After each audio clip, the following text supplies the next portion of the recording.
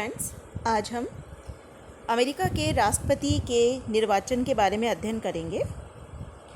अमेरिकी संविधान के अनुच्छेद 2 में ये कहा गया है कि अमेरिकी संघ की कार्यपालिका शक्ति एक राष्ट्रपति में निहित होगी।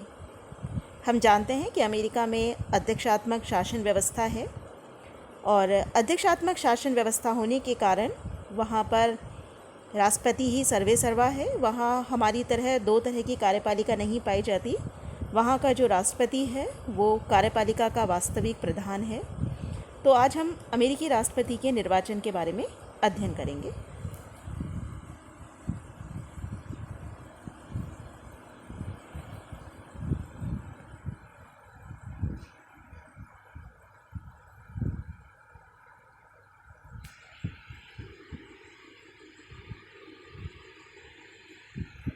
सबसे पहली बात हम जो डिस्कस करेंगे वो हम करते हैं कि जो व्यक्ति राष्ट्रपति पद के लिए खड़ा होना चाहता है उसमें क्या क्या योग्यताएं होनी चाहिए।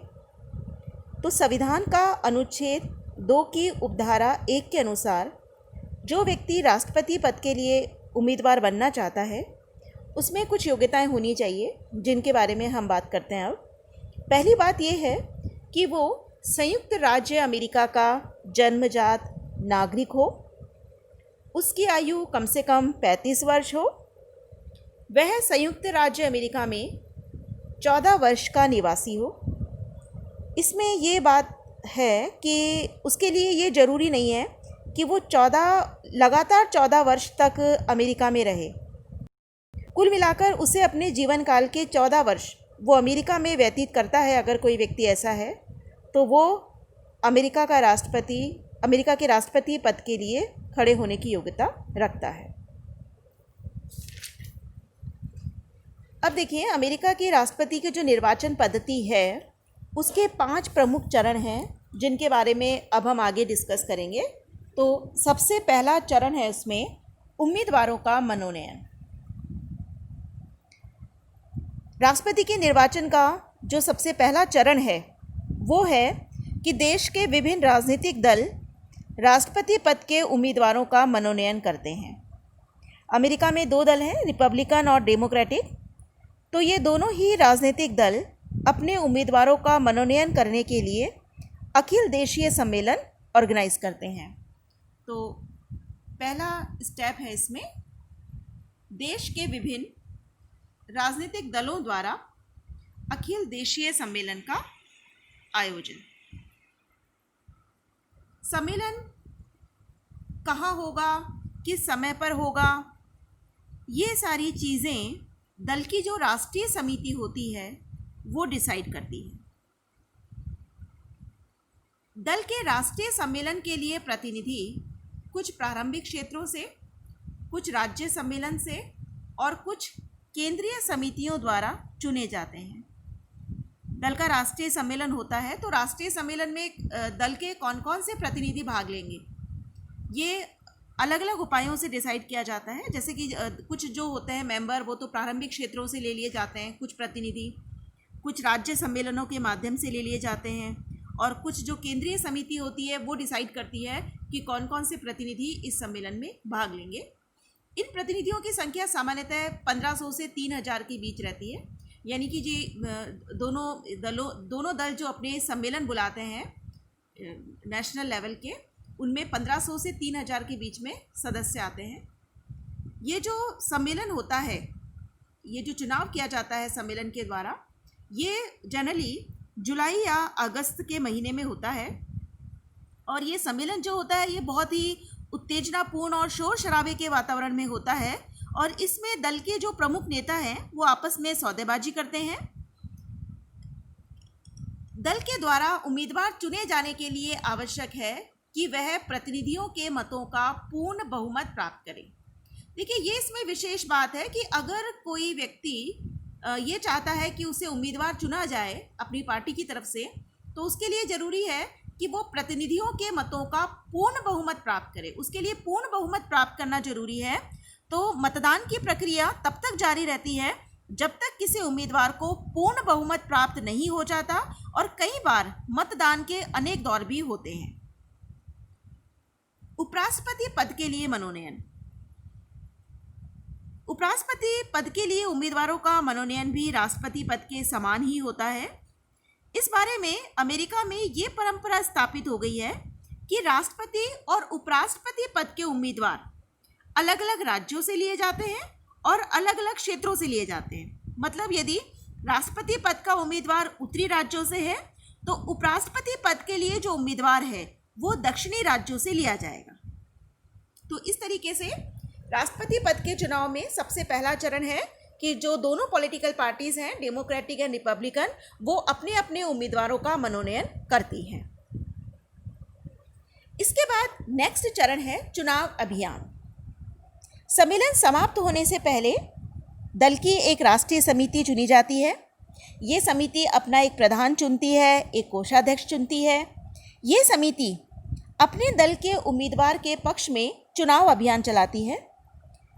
अमेरिका में जो चुनाव कानून है उसके अनुसार राष्ट्रपति के चुनाव अभियान पर मैक्सिमम $30,000 खर्च किया जा सकता है, लेकिन यदि कोई उम्मीदवार इसका उल्लंघन करता है तो उसके विरुद्ध कोई कानूनी कार्रवाई भी नहीं की जाती है। चुनाव अभियान के लिए जैसे टेलीविज़न है, रेडियो है, ट्रेन है, न्यूज़पेपर है और अपने उम्मीदवार के पक्ष में विभिन्न तरह के साहित्य का प्रकाशन, ये सारे तरीके अपनाए जाते हैं। तो सेकंड चरण है चुनाव अभियान। अभी तक हम 2 चरण देख चुके हैं। पहला चरण हमने देखा कि हर पॉलिटिकल पार्टी ये डिसाइड कर लेती है कि उनकी तरफ से कौन उम्मीदवार खड़ा होगा और उसके बाद सेकंड चरण में जो उम्मीदवार है उसके पक्ष में चुनाव प्रचार अभियान चलाया जाता है। अब तीसरा जो चरण है वो है निर्वाचक मंडल का चुनाव। देखिए, अमेरिका में जो राष्ट्रपति का चुनाव है वो अप्रत्यक्ष रूप से होता है।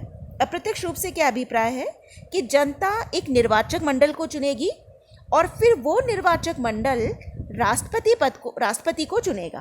ठीक है, तो अप्रत्यक्ष रूप से राष्ट्रपति का निर्वाचन होता है। तो थर्ड स्टेप क्या है, अब निर्वाचक मंडल का चुनाव होगा।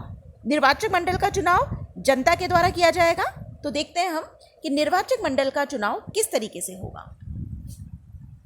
पहली बात, दोनों दलों द्वारा निर्वाचक मंडल के लिए अपने अपने उम्मीदवार खड़े किए जाते हैं।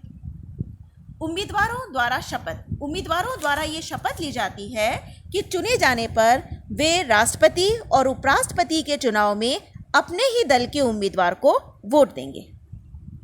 निर्वाचक मंडल के सदस्यों की संख्या अब हो गई है 538 सदस्य हैं राष्ट्रपति के निर्वाचक मंडल में।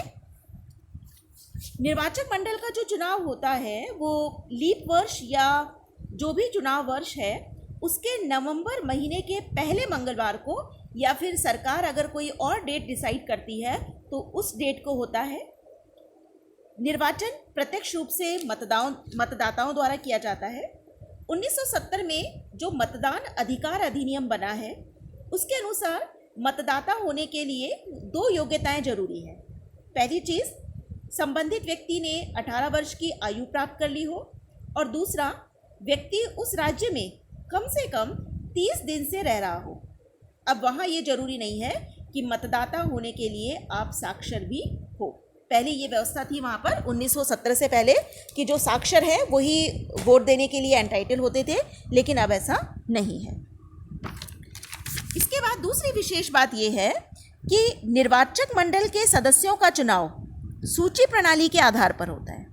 ये सूची प्रणाली क्या है? सूची प्रणाली से अभिप्राय ये है कि मत किसी उम्मीदवार को नहीं दिए जाते, बल्कि जो मत है वो दल की सूची के पक्ष में डाले जाते हैं। नेक्स्ट है, निर्वाचक मंडल के सदस्यों का चुनाव व्यक्तिगत ना होकर सामूहिक होता है। निर्वाचक मंडल के जो सदस्य चुने जाते हैं वो सामूहिक रूप से चुने जाते हैं। इसका अभिप्राय ये है कि जिस दल को किसी राज्य में मतदाताओं का बहुमत प्राप्त हो जाता है तो उस दल के सभी उम्मीदवार राष्ट्रपति के निर्वाचक मंडल के सदस्य चुन लिए जाते हैं। जैसे मान लीजिए, सपोज़ कीजिए कि न्यूयॉर्क राज्य में रिपब्लिकन पार्टी को मिलते हैं 30,000 वोट और डेमोक्रेटिक को मिलते हैं 32,000 वोट। ठीक है, तो न्यूयॉर्क राज्य से निर्वाचक मंडल के जितने भी सदस्य हैं वो सारे सदस्य डेमोक्रेटिक पार्टी में से ही चुने जाएंगे। तो इस तरीके से निर्वाचक मंडल का चुनाव होता है। ये जो निर्वाचक मंडल बनाया जाता है, इसका काम केवल राष्ट्रपति और उपराष्ट्रपति को चुनना है। जब इलेक्शंस ख़त्म हो जाते हैं तो इलेक्शन ख़त्म होने के बाद इसकी और कोई उपयोगिता वहाँ की राजनीति में नहीं है। मतदान के एक दिन पूर्व जो भी राष्ट्रपति पद का उम्मीदवार है वो मतदाताओं से अंतिम अपील करते हैं और इस तरीके से निर्वाचक मंडल का चुनाव किया जाता है और निर्वाचक मंडल के जो सदस्य हैं वो राष्ट्रपति पद के उम्मीदवार को चुनते हैं। इसके बाद है निर्वाचक मंडल द्वारा राष्ट्रपति का चुनाव। निर्वाचक मंडल जो राष्ट्रपति का चुनाव करते हैं वो एक तरह की औपचारिकता है, क्योंकि जैसा कि हमने पहले ही बात कर ली है कि जब निर्वाचक मंडल के लिए उम्मीदवार खड़े किए जाते हैं उसी समय वो ये शपथ ले लेते हैं कि अगर वो जीतेंगे तो वो अपने ही दल के उम्मीदवार को वोट देंगे। हालांकि वहाँ पर कानून के अनुसार उन पर ऐसी कोई बाध्यता नहीं है। कानून के अनुसार तो वो किसी भी उम्मीदवार को अपना वोट देने के लिए स्वतंत्र है और अमेरिका में ऐसा कई बार हुआ भी है कि किसी राजनीतिक दल के निर्वाचक मंडल के सदस्य ने किसी अन्य दल के उम्मीदवार को अपना वोट दिया है। लेकिन सामान्यतः ये होता है कि निर्वाचक मंडल के जो सदस्य हैं वो अपने ही दल के उम्मीदवार के पक्ष में मतदान करते हैं। इसके बाद मतों की काउंटिंग की जाती है और प्रमाणीकृत करने के बाद उन्हें सीनेट के अध्यक्ष के पास भेज दिया जाता है। सीनेट का अध्यक्ष कांग्रेस के दोनों सदनों की संयुक्त बैठक में मतों की काउंटिंग करता है और कानूनी तौर पर जीतने वाले व्यक्ति की घोषणा करता है। तो यहाँ आपको ध्यान रखना है, कई बार ये एग्ज़ाम में पूछ लेते हैं कि अमेरिकी राष्ट्रपति के चुनाव में मतों की गणना करने के बाद जो राष्ट्रपति का चुनाव है वो जो काउंटिंग है किसके द्वारा की जाती है, तो आप ध्यान रखेंगे सीनेट के अध्यक्ष के द्वारा, कि राष्ट्रपति का जब चुनाव होता है तो मतों की गणना और जीतने वाले व्यक्ति की घोषणा सीनेट का अध्यक्ष करता है। अब प्रश्न ये आता है कि जैसे मान लीजिए किसी उम्मीदवार को स्पष्ट बहुमत नहीं मिला तो ऐसी कंडीशन में क्या होगा। ये भी ध्यान देने वाली बात है कि जब किसी उम्मीदवार को स्पष्ट बहुमत नहीं मिलता है तो जो प्रतिनिधि सभा होती है वो प्रतिनिधि सभा सबसे अधिक मत प्राप्त करने वाले प्रथम 3 उम्मीदवारों में से किसी एक को राष्ट्रपति निर्वाचित घोषित कर सकती है। यहाँ हमें ये ध्यान रखना है कि जब प्रतिनिधि सभा इस तरीके से राष्ट्रपति को निर्वाचित करती है तो प्रत्येक राज्य का एक वोट माना जाता है और उस राज्य के जो सदस्य हैं वो बहुमत से ये डिसाइड करते हैं कि उनके राज्य का वोट किस उम्मीदवार को दिया जाएगा। इसके बाद लास्ट है नवीन राष्ट्रपति द्वारा पद ग्रहण। तो अमेरिका का जो राष्ट्रपति है वो 20वें संशोधन के अनुसार, जो कि 1933 में हुआ था, उसके अनुसार राष्ट्रपति 20 जनवरी को पद ग्रहण करता है। इससे पहले राष्ट्रपति के पद ग्रहण की डेट थी 4 मार्च, लेकिन अब राष्ट्रपति 20 जनवरी को अपना पद ग्रहण करता है। और ये जो 20वां संशोधन हुआ था इसी में ये डिसाइड किया गया था कि यदि नवनिर्वाचित राष्ट्रपति की अपने पद पर आसीन होने से पूर्व मृत्यु हो जाती है तो उस स्थिति में जो उपराष्ट्रपति है वो राष्ट्रपति बन जाएगा। इसके बाद जो नवनिर्वाचित राष्ट्रपति है वो शपथ ग्रहण करता है और शपथ ली जाती है सर्वोच्च न्यायालय के मुख्य न्यायाधीश के द्वारा शपथ दिलाई जाती है। ठीक है, तो ये अमेरिकी राष्ट्रपति की निर्वाचन प्रक्रिया से संबंधित आज हमने कुछ बातें अध्ययन करी है। Thank you.